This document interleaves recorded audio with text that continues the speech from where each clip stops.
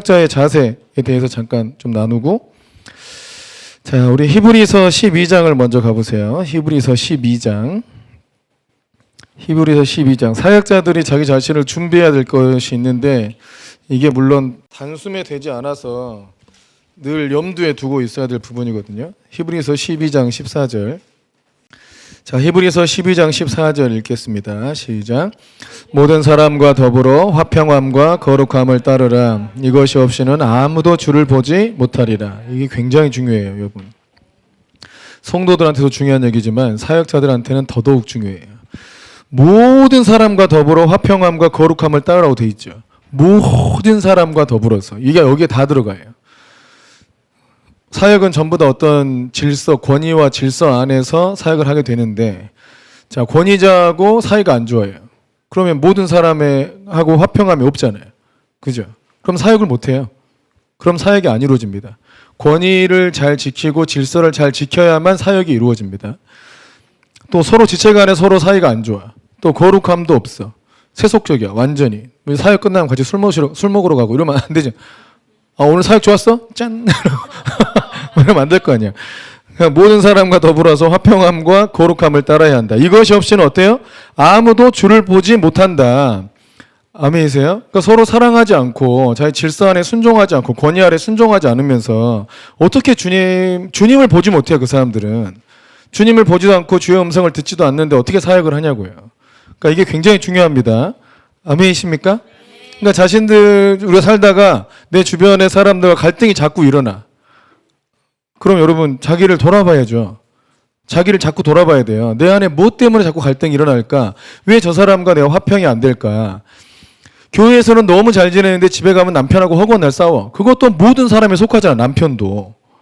아내도 모든 사람에 속하잖아요. 왜 그들과 관계가 안 좋을까? 자식은 막 패 죽여버리고 싶어. 막 이러면 그 모든 사람에 속하잖아. 왜 자식하고는 사이가 안 좋을까? 돌아봐야 되지 않아요?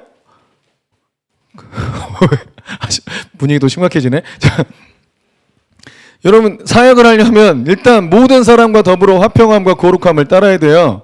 아멘이십니까? 이게 없이는 아무도 주를 보지 못한다. 집에서 허구한 날 배우자랑 싸우고 와서 무슨 사역을 할 겁니까? 날마다 얘를 패 죽여버린다 하면서 무슨 사역을 할 거냐고요.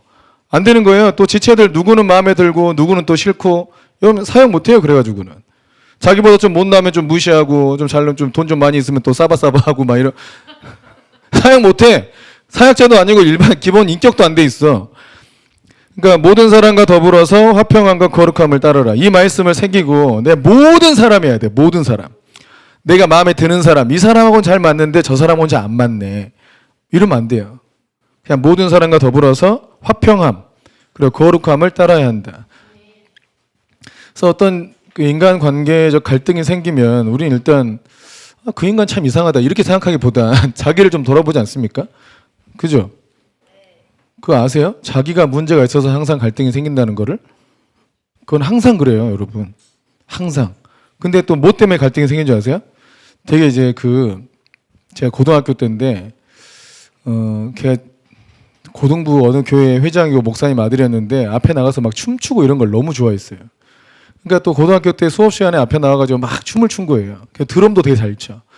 근데 거기서 막 우리는 막 너무 재밌어가지고 막 이렇게 너무 우리를 즐겁게 해주니까 너무 좋아서 이렇게 막 환호해주고 막 이름 부르고 막 이렇게 해줬거든요. 근데 어떤 한 애가 굉장히 기분 나빠하는 거예요. 꼴배셔 죽겠다는 거야. 왜 그랬을까요? 자기가 앞에 나가서 이거 해야 되는데 저 새끼가 앞에 나가서 한다는 거예요. 저게 지 드러내려고 하는 짓이다. 지 이제 인기 얻으려고 하는 짓이다. 지 마음도 그게 있잖아요. 내가 해야 되는데 저것이 하니까 그게 꼴보기 싫다는 거예요. 자기 마음에 있는 거 있잖아요. 그것이 걸리는 거예요. 다른 사람들을 볼 때, 다른 사람 볼 때 좀 교만해. 그러면 저 교만한 건 자기가 교만한 거예요. 게으른 사람 볼 때 저 게을러 터져가지고 자기가 게으른 겁니다. 예? 판단을 하기 시작하면 그게 자기 안에서 걸려. 그게 없는 사람들은 아무 신경도 안 써요. 상관이 없다니까 그게. 잘 생각해보세요. 여러분 자녀들 보면 딱 알아. 자녀들 보면서 이놈 새끼 빨리 안 일어나? 누가 그랬어요? 자기가 그랬잖아. 자기가 그렇게 살아가지고 인생이 꼬이고 좀 짜증나고 그러니까 애들이 그렇게 하는 꼴을 못 보겠는 거야. 그죠?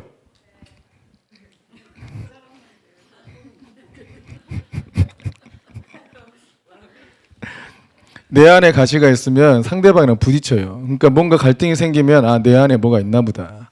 내 안에 뭔가 그걸 용납하지 못하는 뭐가 있구나. 그거는 자기 자신도 자기가 자기 자신을 용납을 못한 거예요. 자기가 자기 자신에 대해서도 엄격한 사람이 있어요. 게으른 꼴을 못 봐. 자기 자신도 게으른 꼴을 못 봐가지고 뭔 일, 완벽주의자도 있죠. 나는 무슨 일이든 완벽하게 해야 돼. 그래서 완벽하게 하지 않는 사람들을 꼴보기 싫어해. 내 자신도 완벽하게 하지 않는 걸 내가 나 자신을 꼴보기 싫어해. 그 모든 사람에는 자기도 들어가요. 자기하고 화평이 안 돼 있는 거야. 아, 좀 쉬면 어때요? 좀 잘못하면 어때? 좋은 사람 얘기하는 건 아닌데 이게 걸리는 거지. 자꾸 이렇게 나는 그냥 일반적인 얘기를 하는데 걸려. 자꾸 이렇게. 그러니까 이거는 자기의 좀 완벽주의적인 자기 자신을 자신이 용납을 못하고 있는 거예요. 그러니까 다른 사람을 봐도 용납이 안 되는 거야. 그 모습이. 그럼 자기를 사랑하지 않는 거예요. 완전을 추구하는 것, 완벽을 추구하는 것은 아주 좋은데, 그죠? 아주 좋아요. 그건 좋은 거지만 자기를 사랑하면서 해야지. 자신이 완벽하게 뭔가를 성취하지 않으면 자기 자신을 못 살게 군다니까. 자기 자신을 사랑하지 않아가지고 자신하고도 화평이 안 되고 다른 사람도 용납이 안 되고, 그죠? 자수성가하고 열심히 산 사람들 있죠. 자수성 열심히 산 사람들 정말 죽을 고생해가지고 난 여기까지 왔어. 그 다른 사람들이 대충 해가지고 뭘 누려. 그 용납이 돼요, 안 돼요? 안 돼. 그 꼴을 못 봐. 그게 자식이라 하더라도 이 새끼 너 그래 망했 이 시험에 하면서 이제 그게 자식이라도 용납이 안 돼. 그 왜 그래요? 자기 자신하고 화평이 안 돼 있어요. 그래서 그분은 자기 자신을 그냥 지옥에도 넣을 사람이야. 지옥에도 넣어서 뭔가를 성취해내고 견뎌내고 나는 견뎠잖아. 너희도 해. 자기 그렇게 결코 살면서. 이건 그게 정상이 아닙니다. 사역자가 그런다 생각해 보세요. 제가 그런다 생각해 보세요. 너 군대 안 갔다 왔지? 너 군생활 너 똑바로 해라. 네 나이에 지금 말이야. 내 나이 때 어땠는 줄 알아 내가? 네 몇 살이야 지금? 내가 네 나이 때 뭐 했는 줄 알아? 이러면 어떻게 살아요 사람이? 그러고 하는 거예요. 사역자들이 자기 자신하고도 평화가 안 되고 이게 자기 자신도 용납하지 않고 자기 자신을 하나님 앞에 자기도 용납해야죠. 그게 안 돼 있으면 성도들을 얼마나 이잡듯이 잡고 막 판단하고 정죄하고 이렇게 하는지 몰라요. 여러분 그 판단하고 정죄하는 목사님 밑에서 계신가 지금? 또 내가 또 나를 또 모르고 또 얘기할 수도 있으니까.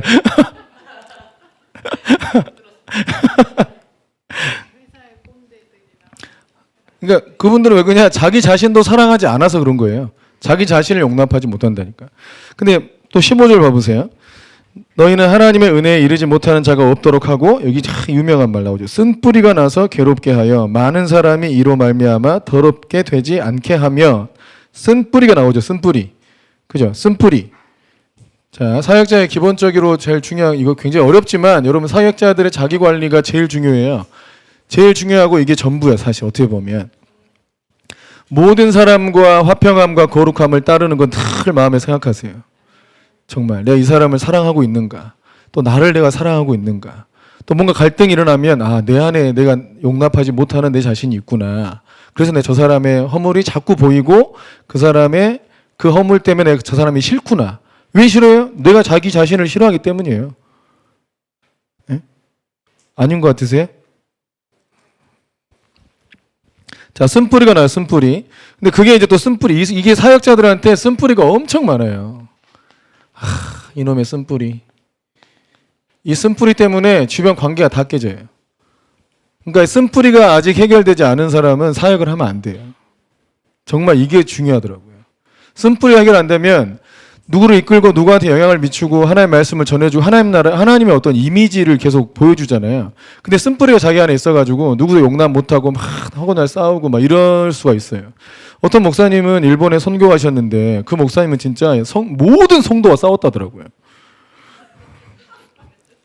일본에 성도 잘 모이지도 않는데 그 모였다 하면 성도 싸워서 내보내는 거야. 쫓아낸 거지. 대판 싸운대 그냥 막. 다 자기 안에 쓴뿌리가 너무 심해가지고. 뭔 말하면 날 무시했냐, 뭔 말하면 날 또 이렇게 어떻게 날 생각하는 거냐, 막 이래, 너 오늘 잘 걸렸다고 또 싸우고. 사역을 하면 안 돼, 아직 그때는. 또 하나 망령된 자가 있어요. 망령된 자도 절대 사역하면 안 돼. 안 되겠죠? 이 망령된 자가 사역자 중에 있을까요, 없을까요? 의외로 많습니다. 의외로 많아. 이 망령된 자가 뜻하는 게 뭔지도 몰라 일단은. 이 망령된 자가 뭐냐? 하나님께 속한 것을 무시하는 거예요. 하나님의 부르심, 하나님의 사역, 주님께서 맡기신 영혼, 주님의 어떤 때, 그러니까 하나님께 속한 것을 무시하고 멸시하고 업신여기는 게 망령된 자예요. 아멘이십니까? 그래서 하나님께로부터 나온 부르심이나 하나님께로부터 나왔던 어떤 사역이나 하나님의 사람이고 이런데 그들을 뭔가 아무튼 자기 마음대로 어떤 이유를 만들어가지고 무시하고 멸시하고 판단하고 이런 그들은 망령된 자에 속해. 그게 에서가 한 짓이라고요. 에서가 왜 장자권을 마음대로 팔았어요? 가볍게 여겼으니까. 가볍게 여기니까 팔죠. 우리가 부르심에 하나님께 날 부르셔도 우리가 그 부르심 앞에 순종하지 않는 이유가 뭐예요? 부르심을 가볍게 여기니까. 그게 망령된 자라고요. 하나님의 종들인데 하나님의 말씀과 하나님께서 뭐 보내주신 이런 것들을 가볍게 여기면 안 돼요. 우리가 어떤 하나님의 레마를 받죠. 레마. 그죠? 하나님 감동 받으려고 하잖아요. 레마 받죠. 레마도 무시하는 사람들이 많아요. 일반 성도님들이 많이 그래요. 그래서 망령된 자가 되고 그 죄 몫에 자기가 걸려있는지도 모른 채로 징계를 받습니다. 도대체 왜 징계를 받는지 모른 채 받아요. 대부분. 대부분은 레마를 무시한 죄 그게 망령된 자예요. 망령된 자는 유업을 못 얻어요. 아멘이십니까? 근데 사역자들은 여기에 민감해야 돼요. 내가 하나님 말씀을 무시했거나 하나님 말씀을 업신여겼거나 하나님께서 뭔가 유업이나 사역을 주셨는데 그것을 함부로 대하거나 무시했거나 또 은사를 주셨는데 무시했거나 여러분 그거 다 망령된 자에 속해요. 하나님께로부터 나온 것을 가볍게 여기는 게 다 망령된 자입니다. 생각해보면 당연하지 않아요? 하나님이 세우셔가지고 하나님의 일을 하라고 사역자로 세우셨는데 그가 하나님께로부터 나온 것을 무시하고 업신여겨요. 그게 사역자답습니까? 전혀 아니잖아요. 그죠? 아주 썩을 사역자예요. 그거 뭐예요? 그거 사역하지 말아야지. 그 사람들, 오히려 사역자들은 하나님께로부터 나온 것을 무시하고 멸시하는 이들에 대해서 막 분노해야 돼요. 뭐 하는 거냐고. 우리 하나님이 주신 건데. 내 주께서 주신 것인데. 또 어떤 직분도 마찬가지예요. 직분도 가볍게 여기면 망령된 자예요. 직분을 가볍게 여기면 망령된 자. 진짜로 그럽니다. 이거는 성도님들이 대부분 여기서 걸리더라고. 자기 직분을 잘 감당하지 않아. 어떤 일을 결정할 때 자기 직분에 충성돼야겠다라고 생각하고 어떤 일을 결정하면 그게 참 복이 되거든요. 하나님께서 준 직분을 귀하게 여기는 거예요. 아멘이십니까? 물론 그분이 썩 본은 안 되는데 그분의 말이 본이 돼. 서울시장 하셨던 분인데 서울시장은 임기가 5년인가 밖에 안 되지만 장로직은 항존직 아니냐. 나는 장로직이 더 귀하다. 라고 한 분이 있었어요. 그 말만 좋다고. 그러니까 하나님께로부터 받은 직분, 이거를 제일 귀히 여겨야지. 네? 이해되시죠? 그러니까 사역자가 이런 자세가 없는데 어떻게 영적인 사역을 합니까? 그럴 수도 있고요. 그러니까 아멘이세요? 이건 또 뭐냐면 하나님께서 하나님의 종으로 세웠어요. 그러면 하나님께서 주신 직분이잖아. 그 직분에 맞게 대해야지. 근데 네가 무슨 하나님의 종이라고 밥이나 덜 먹어 뭐 이렇게 한다 이러면 그거 뭐야? 그게 망령된 자야. 망령된 자. 자, 아무튼 사역자들은 이런 부분 되게 조심해야 돼. 자기 쓴뿌리가 있어요. 실제로 이거를 해결해야 돼요. 또 망령된 자도 이건 개념 없는 거예요. 하나님께서 명하신 거, 주님의 일, 주님의 사역 굉장히 귀히 여겨야 돼요. 여러분 제가 정말 감동받은 한 자매가 있어요. 제가 대학교 때인가 이제 수원에 있다가 방학 때 목포를 내려갔는데 거기서 이제 뭐 또 교회 일 열심히 할 거 아니에요. 근데 이제 저보다 1살 어린 자매인데 너무 감동받아가지고 대단하다 싶었어 정말. 네, 정말 존경스럽더라고요. 신년의 기도 제목을 쓰는데 신년 기도 제목 뭐 10가지를 썼더라고요. 그 중에 하나 제가 기억나는 거는 그 자매가 그때 이제 21살, 22살쯤 된 거죠. 와, 그 기도 제목이 뭐였냐면 성가대를 하는데 막내니까 성가대 복을 다 옷걸이에 걸어서 옷장에 넣는 일을 하는 거예요. 그거를 신년 기도 제목에 그 일을 잘 감당하게 해달라고 기도 제목을 썼더라고. 그래서 제가 그걸 보고 깜짝 놀랐어요, 정말. 와, 정말 작은 일에 충성된다는 게 이런 거구나. 이걸 어떻게 신년 기도 제목에 써서 넣는가. 하나님께서 자신에게 성가대 복을 옷장에다 정리하라고 사명을 주셨다고 믿고 그거를 정말 잘 감당하게 해달라고 기도 제목을 써서 그렇게 기도하더라고요, 실제로. 제가 정말 놀랐어요. 진짜 넌 최고다 그랬어, 내가. 넌 존경한다고. 정말 대단하다고. 어떻게 이걸 기도 제목을 써서 그렇게 정말 그 겸손히 그 일을 잘 감당하냐. 놀라웠어요. 그게 망령자가 아닌 거죠. 그래가지고 제가 22살에 선생님만 100명 있는 학원에 그 총무로 갔어요. 모든 재정을 혼자 다 맡아서 다 해요. 선생님들 얼굴 다 줘요. 입시학원, 부산에서. 몇 억을 굴려요, 자기 혼자. 사장이 완전히 믿고 다 맡겨버려요. 진짜 요셉같이 그렇게 쓰더라고, 하나님이. 그러니까 너무 충성되니까. 제가 봐도 야, 너한테 뭘 맡긴들 내가 무슨 걱정하겠냐. 정말 충성되기 작은 일이라도 다 해요. 그게 망령자가 아닌 거죠. 그래서 유업을 얻게 된 거죠. 이건 굉장히 중요한 일이에요. 굉장히. 그 브라더 혁이 어떻게 TV 조슈아 목사님 눈에 들었을까? 그것도 궁금하지 않아요? 딴 거 아니고 정말 작은 일에 충성된 거. 뭔가 맡겨지면 정말 최선을 다해서 어떤 작은 일이든 끝까지 한대요. 자기 일에 충성된 자, 자기 일을 잘 감당하는 자가 왕 앞에 선다는 말씀도 있잖아요. 그래서 자기 옆에 있던 제자들이 그 모습을 보고 제자에게 얘기하니까 그 제자가 또 TV 조슈아 목사님한테 그 브라더 혁이라는 형제가 있는데 참 충성됩니다. 해가지고 조슈아 목사님이 딱 나와 같이 나이지아를 가자고. 그거 데리고 간 거고 그 중에서도 수석 제자도 할 수 없는 비서 역할을 했어요. 24시간 그냥 TV 조슈아 목사님 같이 살아. 손수건 챙겨주고 뭐 다 챙겨주는 그 일을. 아주 충성됐기 때문에. 왜 충성된 그런 충성이 어디서 오냐? 이분이 망령된 게 아니기 때문이에요. 주님께서 내게 맡기셨으니까 이건 내가 감당해야 될 주님의 일이야. 크든 작든 주님의 일이야. 이렇게 믿고 하니까 그런 충성이 나오는 거라고요. 이건 굉장히 중요한 거예요. 모든 사역자들이 그런 마음을 갖는 게 되게 중요해요. 어떤 일이라도 작게 여기지 말고 어떤 사람이라도 작게 여기지 말고 한 사람이 10,000명이고 10,000명이 한 사람이다. 10,000명 됐다고 마음 높아지지 말고 한 사람이라고 해서 마음 낙심되지도 말고 한 사람이 10,000명이고 10,000명이 한 사람이다. 늘 이런 마음으로 되어야 돼요. 근데 세상은 큰일이라 그러면 돈 많이 들어간 일을 큰일이라 그러잖아요.